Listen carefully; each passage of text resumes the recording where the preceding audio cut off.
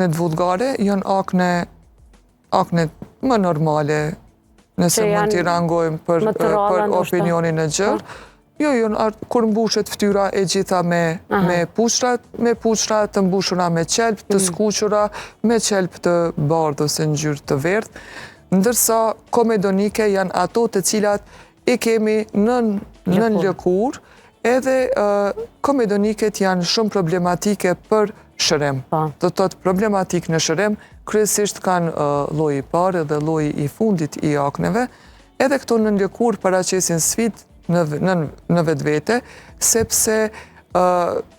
kërkon një kohë më të gjatë për trajtimin e tyre. Këto vetëm me kiretazh, apo si largohen? Me kiretazh shkaktojmë dëmtim në shtresën sipërfaqësore të lëkurës, kur shkaktojmë dëmtim,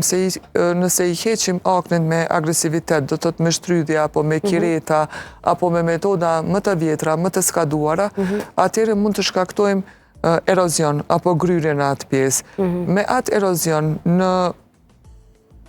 bashkëveprim me rrezet e diellit apo me ambientin e jashtëm, ne mund të shkaktojmë një akne të re apo një hiperpigmentim postinflamator që ndodh në rrethin ku e kemi heq. Do të thotë edhe pastrimi i akneve nuk e nënkupton largimin e menjëhershëm ose shtrydhjen e të gjitha pustullave të cilat i kemi me qelp në sipërfaqet e lëkurës, mirë po e nënkupton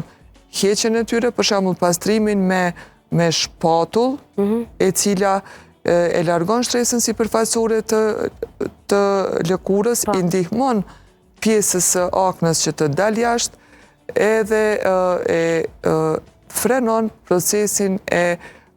prodhimit të yndyrnave të tepërta apo sebumit në pjesë të caktuara të lëkurës.